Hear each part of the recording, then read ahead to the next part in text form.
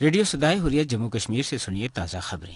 Control line کی دونوں اطراف اور دنیا بھر میں مقیم کشمیری آج یوم سیاہ منا رہے ہیں تاکہ دنیا کو یہ پیغام دیا جائے کہ وہ اپنے مادر وطن پر بھارت کے ناجائز قبضے کو مسترد کرتے ہیں۔ بھارت نے 1947 میں آج ہی کے دن تقسیم برصغیر کے فارمولے کی خلاف ورزی کرتے ہوئے اور کشمیریوں کی خواہشات کے برعکس جموں کشمیر میں اپنی فوجیں اتار کر اس پر ناجائز قبضہ کر لیا تھا۔ کل جماعتی حریت کانفرنس نے مقبوضہ کشمیر کے عوام سے آج لال چوک سری نگر کی طرف مارچ اور وہاں دھرنا دینے کی اپیل کی تاکہ دنیا کو یہ دکھایا جائے کہ کشمیری عوام کو اپنی مزاحمت زندہ رکھنے کے لیے ٹیلی مواصلاتی ذرائع کی ضرورت نہیں ہے۔ کشمیری بھارت کی فوجی طاقت اور دباؤ کے سامنے کبھی سر نہیں جھکائیں گے، جبکہ کشمیریوں کی تحریک آزادی ایک جائز جدوجہد ہے جس کو اقوام متحدہ نے تسلیم کر رکھا ہے۔ مقبوضہ علاقے میں یوم سیاہ کے موقع پر احتجاجی مظاہروں کو روکنے کے لیے پابندیاں مزید سخت کر دی گئیں۔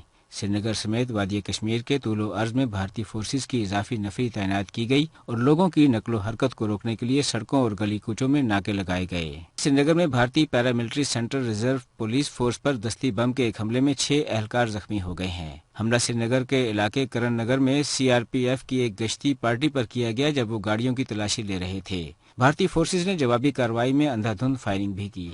کشمیر ایوان صنعت و تجارت نے کہا ہے کہ 5 اگست کو جموں کشمیر کی خصوصی حیثیت ختم کیے جانے کے بعد بھارت کی طرف سے کیے جانے والے لاک ڈاؤن کی وجہ سے کشمیری تاجروں کو اب تک 10,000 کروڑ روپے سے زائد کا نقصان ہوا ہے۔ اس کے ساتھ ہی خبریں ختم ہوئیں۔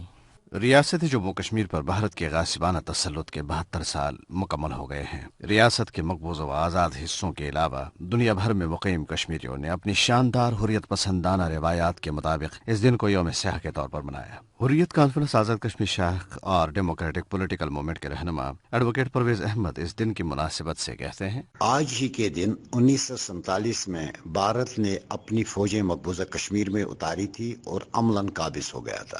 تب سے ان فوجیوں میں مسلسل اضافہ ہوتا رہا اور آج مقبوضہ کشمیر میں ان فوجیوں کی تعداد 10 لاکھ سے زائد ہے۔ اس پورے عرصے میں یہ فوجی مقبوضہ جموں و کشمیر میں انسانیت سوز مظالم ڈھاتے رہے۔ آج کے دن دنیا میں جہاں کہیں بھی کشمیری مقیم ہے، انہوں نے آج ہندوستان کو واضح پیغام بھیجا ہے کہ اگر مقبوضہ کشمیر میں جو لوگ اس وقت گھروں میں نظر بند ہے، اگر وہ باہر بات نہیں کر سکتے ہیں، لیکن جہاں وہ مقیم ہے دنیا میں، وہ ان کی خاطر آواز اٹھاتے رہیں گے۔ آج کے اس دن کے موقع پہ میں کشمیری عوام سے یہ اپیل کرنا چاہتا ہوں کہ وہ استحکامت رکھے۔ وہ دن دور نہیں کہ جب ہندوستان کا ایک ایک فوجی مقبوضہ کشمیر سے بے دخل نہیں ہوگا۔